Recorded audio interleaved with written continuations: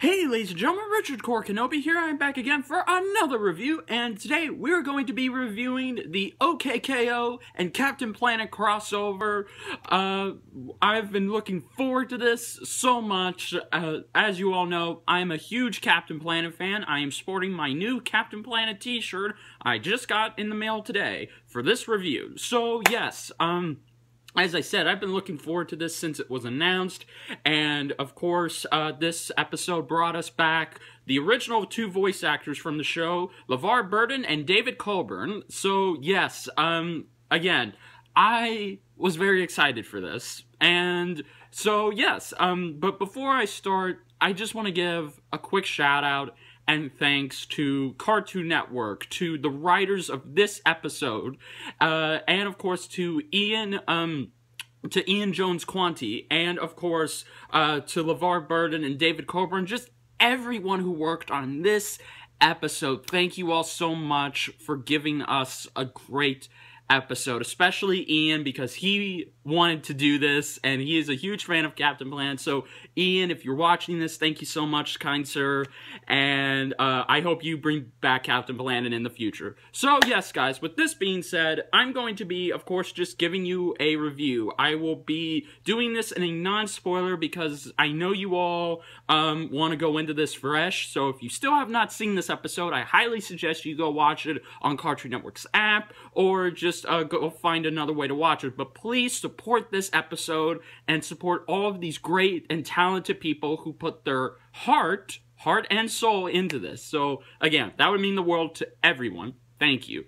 Now let's get into this. So yes, if you want a straight premise on how this episode starts, basically it just starts where Lord Boxman gets a new evil consultant, or not consultant, so to speak, but just somebody who comes in to inspect the place. And it turns out to be Dr. Blight. Yes, Dr. Blight and Mal are back, but Mal doesn't talk in this. And of course, Dr. Blight realizes that he's polluting, and he doesn't even realize it, but she explains to him that he could make a lot of money by polluting, because a lot of people don't even know it exists. So yes, they pollute the earth so much that the glaciers melt and the whole earth is polluted. And of course, this goes to the attention of KO, and everyone in the plaza decides to take advantage of this, and we see Kwame show up to help out. And if you've seen the clip of this, then you already know, but just in case you don't, Kwame basically explains who he is, and he is here to help, and he is looking for somebody to wear these 4 rings. And of course, and yes, I remembered how to pronounce it this time. I apologize for the last time. Rad gets the fire ring, Ina gets the water ring, KO gets the heart ring, and the real skeleton, and I really can't remember his name, so please forgive me, guys. I really tried to find, this character's name, but I just couldn't. Thanks a lot, Cartoon Network.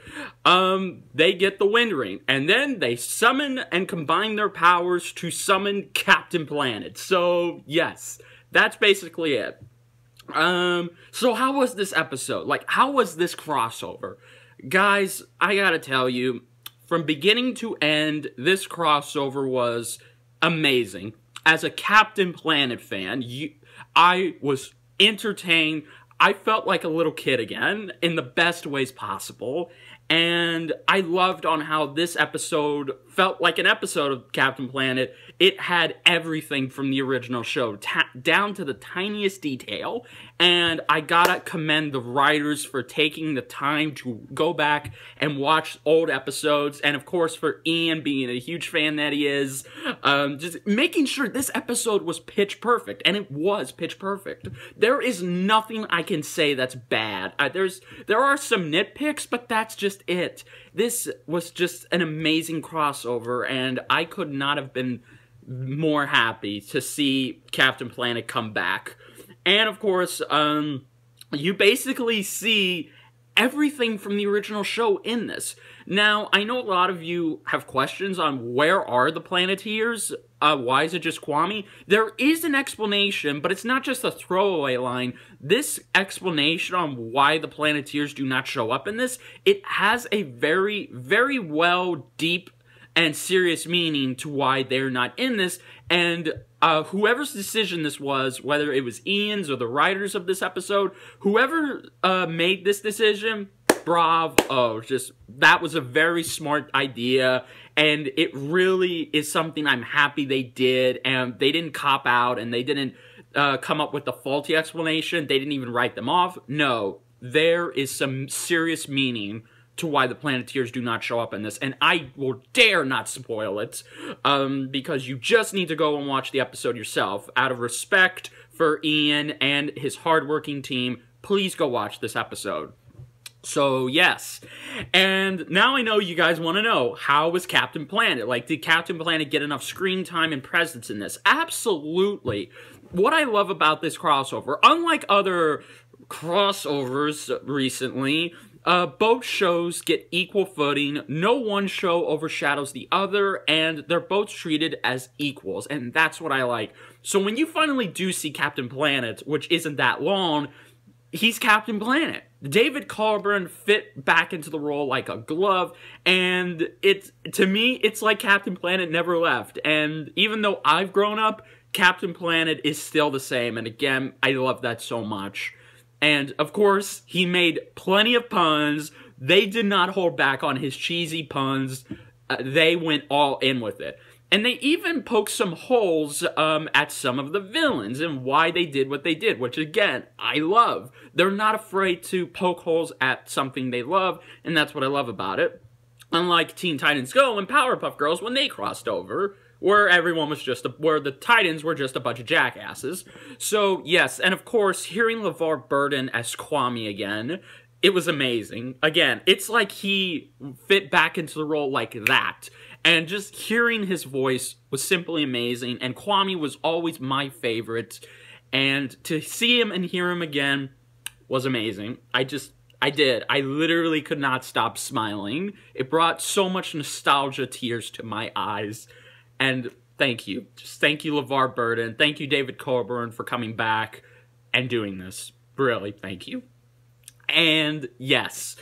And also, too, they do bring back the PSAs, but again, unlike in the original show where they would beat you over the head with it to try and make us keep the Earth safe, this time, I think, again, I know some people will not agree with me on this. Some of you will, some of you won't. But again, this is where I have to commend Ian and his team for doing this. The message at the end of this and the way it's presented in the old style, you'll know when you see it. It was amazing. And we needed to hear this. We needed this. Like, the new generation needed to see this message. And I really hope that we can keep pollution out, and we can do our part to help keep our Earth safe to be inhabited by. So again, please, if you did watch this message, please, do what they suggested. Simple things and small things do go a long way to help making our planet more safer and more pollution free. So please, guys, do that. And just, yes, I'm sorry, guys. I know I am being super vague on this when I know you guys really wanted to hear my thoughts on everything. However, I did do a spoiler discussion last night with my friend, the SS Ultimate Goku. Please, guys, please, no matter what your opinions are, just please go down in the link below. Watch our discussion. It would really mean a lot to both of us, mostly to me, because you guys will love what you hear, and I think you guys will be happy with what we talked about. So, excuse me. So, yes, please do that.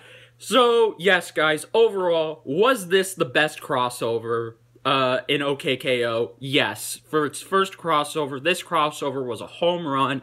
Everything was perfect from beginning to end, and it not only felt like an episode of Captain Planet, but it also did a great job of just keeping everything perfectly balanced between KO's world and Captain Planet's, and that's what I can't praise it enough. I really can't. It's so good to see a cartoon like this it's so good to see Captain Planet get treated and given the respect he deserves, and honestly, again, Ian and the writers, thank you all so much, and yes, this has been the best crossover we've gotten in a very, very long time. And honestly, I really hope that if this episode did well in the ratings, I would love to see Captain Planet come back. And I would love to even see something come out of this. Please, Cartoon Network and everybody, please. Hopefully, we can get Captain Planet back. That would mean a lot to all of us. So, yes, guys, this was just perfect. This whole crossover was perfect in every sense of the word. It was funny, it taught us something, and it was just a nostalgia overload from beginning to end, and honestly, I can't think of anything else to say. Again, there is nothing negative I can say about this. This is how you do a crossover. And again, one last thank you. Thank you, Cartoon Network, for giving Ian permission to do this. Thank you, Turner. Thank you, Captain Planet Foundation. Yes, they had a part to play in this. Thank you to everybody who worked on this one-of-a-kind, amazing episode. In the day and age we live in now, we needed this. We all needed this. And I'm just so happy I got to see Captain Planet come back as an adult. Again, you can tell just by how I'm stuttering and just by how I can't stop smiling and praising it.